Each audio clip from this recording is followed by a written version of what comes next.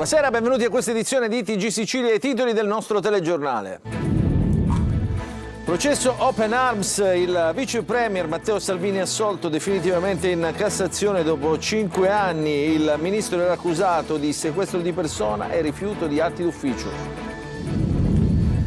A Palermo il prefetto commissaria il Mondello Palace Hotel, l'albergo in ristrutturazione con i fondi del PNRR di proprietà della società italo-belga. Nel cantiere lavorava la stessa società già sottoposta a interdittiva antimafia nella vicenda della gestione della spiaggia di Mondello.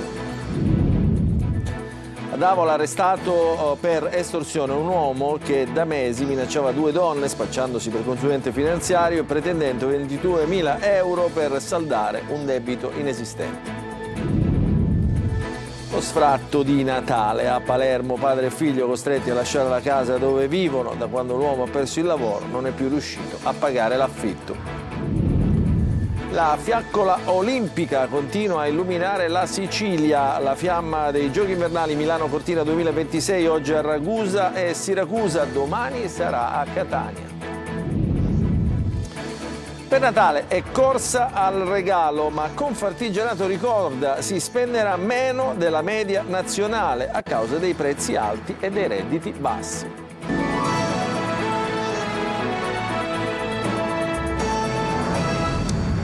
Ancora buonasera, apriamo il nostro telegiornale con le notizie del processo Open Arms. È definitiva la soluzione per il vice premier Matteo Salvini, accusato di sequestro di persona e rifiuto di atti d'ufficio, un processo che va avanti dal 2019. Manuela Corsi. Assolto. Diventa definitiva la sentenza di assoluzione per il vice premier Matteo Salvini, accusato di sequestro di persone e rifiuto di atti di ufficio per la vicenda Open Arms. I giudici della quinta sezione della Cassazione hanno messo la parola fine alla vicenda, rigettando il ricorso per saltum che permette di impugnare una sentenza di primo grado direttamente in Cassazione presentato dalla Procura di Palermo. Il vice premier esattamente un anno fa, il 20 dicembre 2024, era stato assolto dal Tribunale di Palermo perché il fatto non sussiste per lo sbarco negato di 147 persone, tra cui minori, soccorse dalla ONG Open Arms nel corso di 3 salvataggi nell'agosto 2019, quando era ministro dell'Interno. Le parti civili avevano chiesto l'annullamento della sentenza di assoluzione, affermando che la prova dell'esistenza del dolo c'è nei fatti e nelle testimonianze. Ai naufraghi che si trovavano davanti alle coste italiane non era stato permesso di sbarcare per giorni, violando le norme internazionali e costituzionali e la loro dignità. Per l'avvocato di Salvini, Giulia Bongiorno, il processo non doveva nemmeno iniziare. Questa soluzione di carattere definitivo, ha detto il legale, evidenzia quello che ho sostenuto in aula. Era totalmente fuori dal mondo il ricorso della procura, ma ciò che ci interessa è la correttezza dell'operato di Salvini, che intanto esulta su X e scrive: difendere i confini non è reato. Il ministro dei trasporti che esulta certamente per la sentenza Open Arms, non di certo per il no al ponte che è arrivato dalla Corte dei Conti, perché è cambiata la natura del contratto. Tra le motivazioni si legge tra i trasporti e la società Stretto di Messina. Il fronte degli oppositori, soprattutto a Messina, si scatena. Il PD chiede che i fondi restino in Sicilia e Calabria. Il servizio di Francesco Triolo. Il decreto del Ministero dei Trasporti relativo al terzo atto aggiuntivo della convenzione con la società Stretto di Messina per la costruzione del ponte risulta incompatibile con le regole europee sulla modifica dei contratti in corso di validità. È quanto si legge nelle motivazioni della Corte dei Conti nella sentenza del 17 ottobre scorso, quando la sezione centrale di controllo e legittimità ha bocciato il decreto ministeriale. Altro aspetto è la natura del contratto, che è cambiata. Prima era previsto un contributo dei privati al 60%, adesso il finanziamento tutto da fondi pubblici. E ricordano i giudici che tra i motivi che giustificarono nel 2012 l'interruzione della realizzazione dell'opera, con le inevitabili conseguenze sui rapporti contrattuali, vi era anche la difficoltà di reperire idonei capitali sul mercato. Il fronte del no a Messina parla di un segnale politico sempre più chiaro contro un'opera ritenuta inutile e dannosa. Per l'ex sindaco ambientalista Renata Accorinti non bisogna abbassare la guardia perché la lotta è ancora lunga. Secondo Accorinti il governo non ha mai sostenuto davvero il progetto del ponte. Sarò contento, ha detto Accorinti, solo quando chiuderà la società Stretto di Messina, un rubinetto sempre aperto, e quando non si parlerà più di ponte.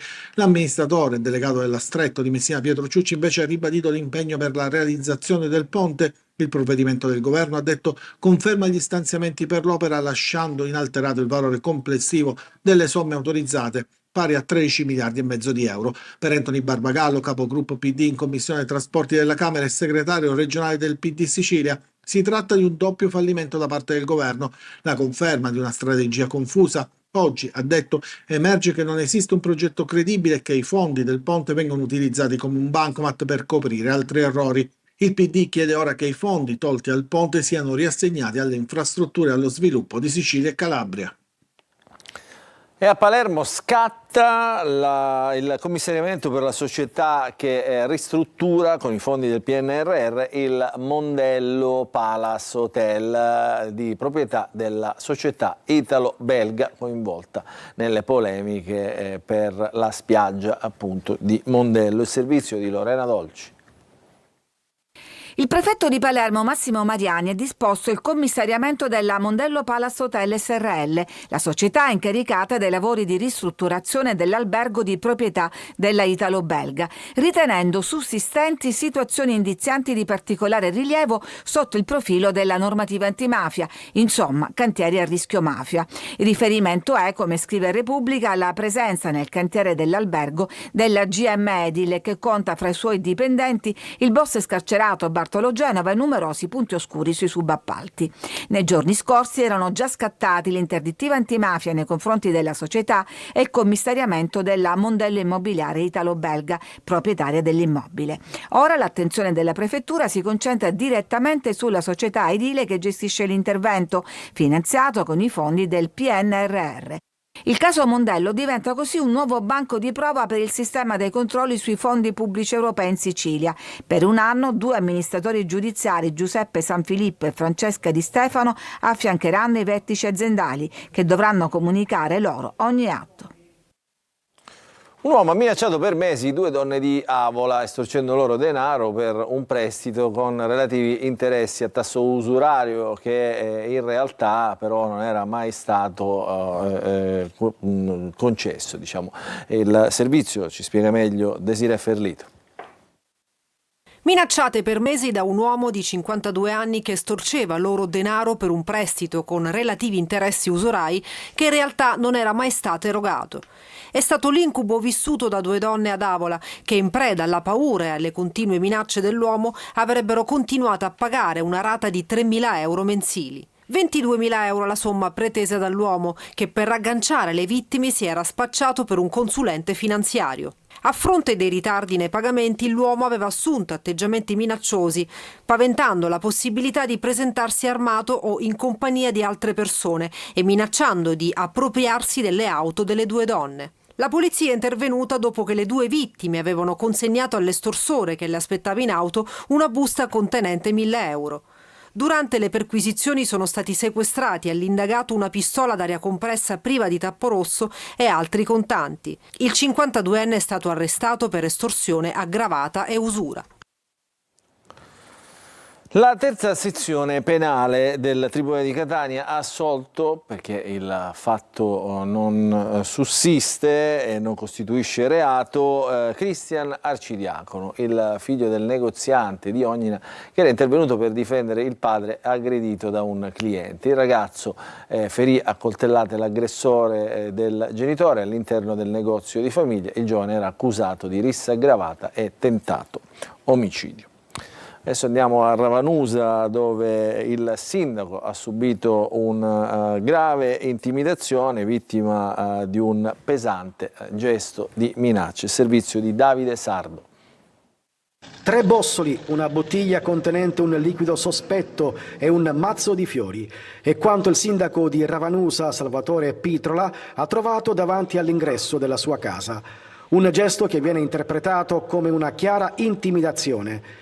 Il ritrovamento risale alla scorsa settimana, ma la notizia è stata resa pubblica soltanto adesso. Di fronte ad atti di questo genere, solo la risposta coesa e unita della mia comunità, con tutte le forze, con le associazioni culturali, con gli enti ecclesiastici, con la società civile, solo se la mia comunità risponde positivamente a atti di questo genere, potrò trovare la forza, così come ho scritto nel post, per andare avanti. Se dovessi percepire che la mia comunità dovesse preferire il grigiore al cambiamento, e allora lì a quel punto non esiterei neanche un secondo a lasciare perdere, perché solo se si è uniti la nostra comunità potrà dare le risposte che questo mio paese merita. Il sindaco ha presentato denuncia e l'episodio è stato immediatamente segnalato alle forze dell'ordine.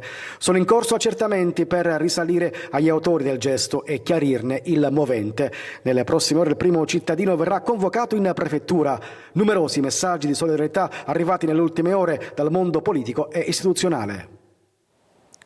E un altro sindaco ha ricevuto minacce violentissime all'interno del suo comune, Termini Imerese. Si tratta di Maria Terranova, che è stata aggredita e intimidita proprio per questioni che riguardavano appunto il suo comune. Ovviamente solidarietà anche al sindaco di Termini Imerese.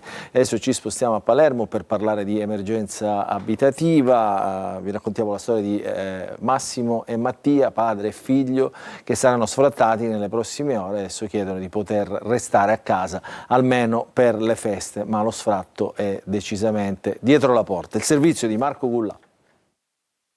Signori miei, siamo a Natale, ma è normale buttare per strada un padre di famiglia o un figlio? Massimo ha 66 anni, un figlio a carico e vive a Palermo. Da quando ha perso il lavoro non è più riuscito a pagare l'affitto e ora è destinatario di un provvedimento di sfratto. Ha perso la moglie un anno fa e tutto per lui è crollato. Non riesce a pagare l'affitto né si può permettere un'altra casa perché nessuno vuole affittargliela, perché non può dare garanzie. Percepisce un sussidio di 490 euro. Già in questo momento siamo senza soldi. Mia moglie non c'è. È morto un anno fa e da quel momento le cose sono andate sempre a peggiorare. Il proprietario ieri è stato chiamato da me e mi ha detto tassativamente, ha detto guardi mi dia 10 giorni di tempo. Assoluto, se ne deve andare, non mi interessa. Io sono in torto perché lo capisco, ma di solito si sente sempre dire a Natale ci sono i miracoli, qualcuno arriva, no? Ti aiuto io, ma qua, ma l'aiuto dov'è? Ma chi è che ci sta aiutando? Cioè chi è che ci sta aiutando? Siamo soli, io qua non ho parenti che mi possono aiutare. Da 20 anni che Massimo e suo figlio vivono in questa casa, adesso chiedono solamente di trascorrere le feste e poi andare via. L'alternativa è andare in un dormitorio. Vedo siamo a Natale, cioè essere buttati per strada a Natale. L'altro giorno Benigni in televisione parlava di bontà, ma la bontà non ce la faccio a parlare. C'è la bontà di cosa? La bontà di cosa a 66 anni? Di solito sotto questo periodo tutti sono buoni, è il periodo più buono dell'anno, è giusto, vediamo quello che si può fare, non si può fare. Qua non si sta facendo niente, non si sta facendo niente. Straziante davvero questa intervista che solleva il tema dell'emergenza abitativa, che non è solo una questione di Palermo ma in realtà di tutta la Sicilia e di tutto il sud Italia. Adesso cambiamo decisamente argomento, restiamo però a Palermo perché nasce l'associazione Sara Campanella, la 22enne dedicata alla 22enne di Misilmeri, uccisa da un suo collega di corso all'Università di Messina. In servizio di Marco Gullà.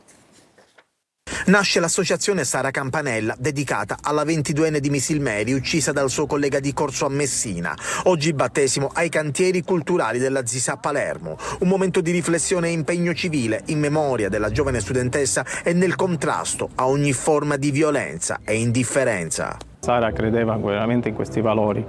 Sara era contro la violenza sulle donne, si è vista fino all'ultimo col suo no, che non voleva accettare di uscire con questo ragazzo. Quindi l'associazione è nata soprattutto per questo, per aiutare le persone deboli. E abbiamo anche ricevuto già anche da altre ragazze testimonianze che avevano paura a denunciare. Questa storia di Sara, che è una storia anomala, perché non è una storia come tutte le altre, qua si apre un capitolo veramente nuovo, hanno avuto il coraggio di denunciare questi ragazzi, questi molestatori. La tua luce continua a brillare in chi crede nella giustizia, nella scienza e nell'amore. Oggi è la giornata in cui la centralità è data al coraggio, alla forza, all'amore di questa famiglia per la loro figlia, per questo grande dolore che stanno trasformando in azione. Fra l'altro mettendo in campo quello che era il sentire di Sara. La mamma mi ha raccontato di un diario dove Sara proprio parlava del contrasto che bisogna fare alla violenza di genere. L'iniziativa nasce dalla necessità di trasformare il dolore in memoria, impegno e amore per Sara e con Sara, ha invece detto Maria Concetta Zaccaria, madre della ragazza e presidente dell'associazione. E adesso entriamo nel clima olimpico, perché la fiaccola olimpica dei Giochi Invernali Milano Cortina 2026 continua a illuminare la Sicilia, sta camminando, sta correndo nel sud-est dell'isola, dopo Gela, Caltagirone, si è arrivata a Ragusa e poi a Siracusa. Domani sarà a Catania. Il servizio di Veronica Barbarini.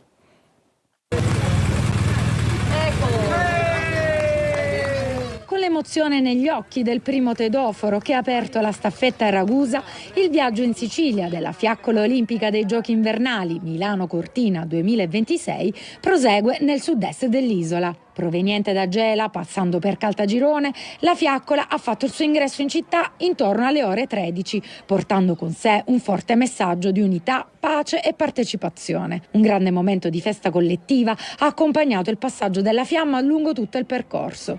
Cittadini, famiglie, studenti appassionati di sport si sono riuniti per assistere da vicino a uno dei gesti più potenti della tradizione olimpica. Luogo simbolo della tappa ragusana è stato il sagrato della chiesa di San Giovanni, dove il pubblico ha accolto con entusiasmo ed emozione il passaggio di consegne. Nel pomeriggio la fiaccola ha proseguito il suo cammino verso il Siracusano e domani farà tappa a Catania, continuando il suo viaggio verso Milano Cortina 2026. E domani, come abbiamo anticipato, la fiamma olimpica farà tappa a Catania. Tra i tedofori ci saranno la campionessa olimpionica di pallanuoto Tania Di Mario, il capitano della nazionale di futsal della Meta Catania, Musumeci, e poi il corteo insomma attraverserà un percorso di 10 km, si alterneranno vari tedofori, la partenza sarà da via Acquicella Porto per arrivare poi in Piazza Duomo a partire dalle 16:30 di domani. Per agevolare il passaggio della torcia olimpica saranno chiuse al traffico alcune vie del centro storico, quindi raccomandiamo molta attenzione ai nostri telespettatori che si potranno trovare in quei luoghi proprio domani pomeriggio.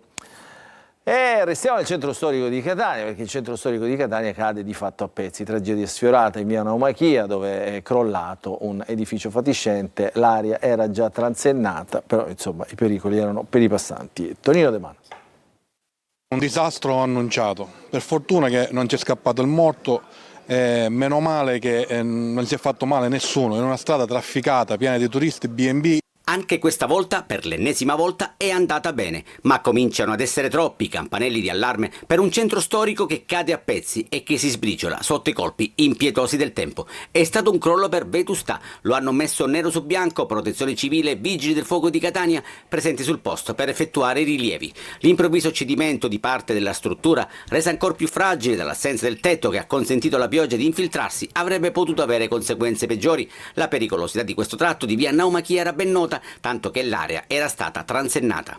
Da qui il nuovo appello denuncia del consigliere del primo municipio Giuseppe Buio, che ai nostri microfoni aveva già sottolineato la pericolosità della zona. Ci sono, ripeto, tante transennate, ce ne sono tante, come quella di via delle Salette che è pericolosissima, l'altra che abbiamo visto in via Plebiscito che è pericolosissima pure. Noi l'abbiamo detto, sono tutte quante da parte nostra monitorate, ma serve l'attenzione più diretta da parte dell'amministrazione. Troppi pericoli e troppe case pericolanti. Da queste parti passano tanti turisti che di certo non porteranno in patria una rassicurante immagine di Catania.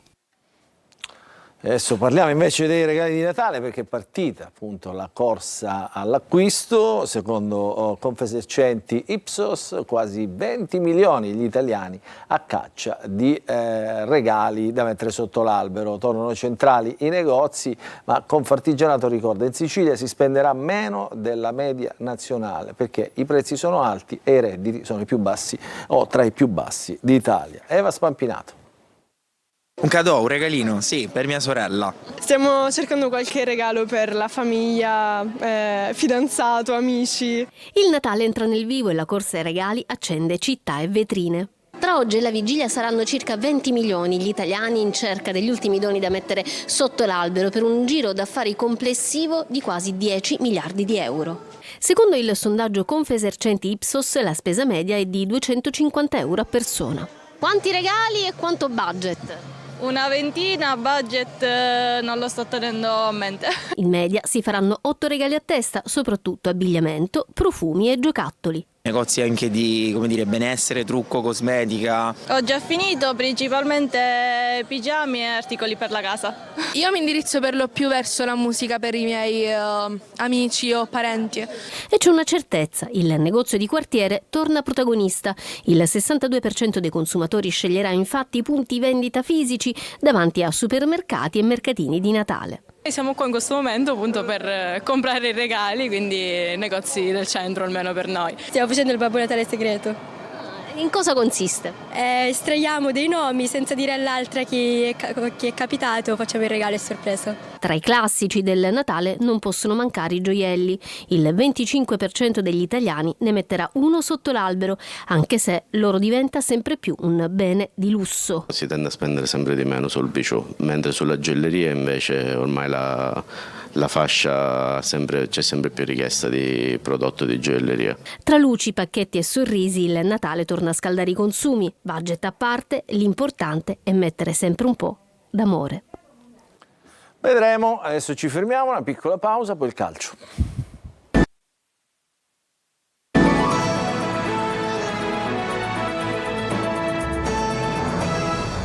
Ancora ben trovati nella seconda parte del nostro telegiornale. Apriamo la pagina del calcio, parliamo del Catania. Pieraccini e Donnarumma dal primo minuto giocheranno domenica prossima contro l'Atalanta Under 23. E questo l'obiettivo almeno del Catania di Toscano, che deve fare i conti con la squalifica di Di Gennaro. Il servizio di Francesco Triolo.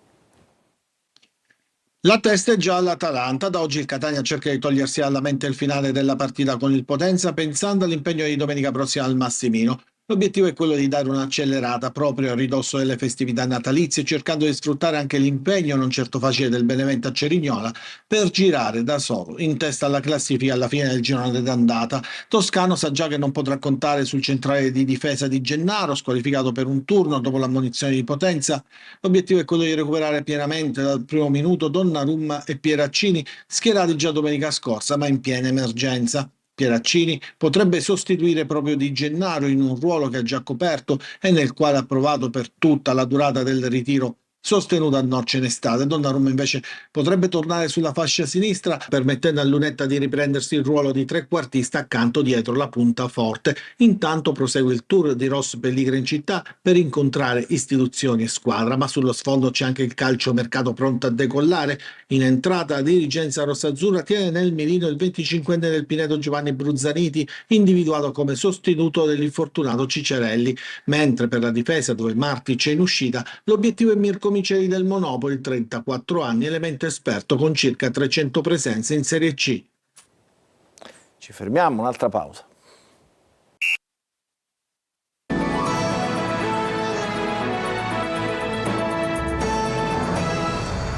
Entriamo in diretta per l'ultima parte del nostro telegiornale, non ci sono ulteriori aggiornamenti, dunque il nostro telegiornale finisce qui. Noi vi ringraziamo per averci seguito, vi auguriamo un buon proseguimento di serata a tutti.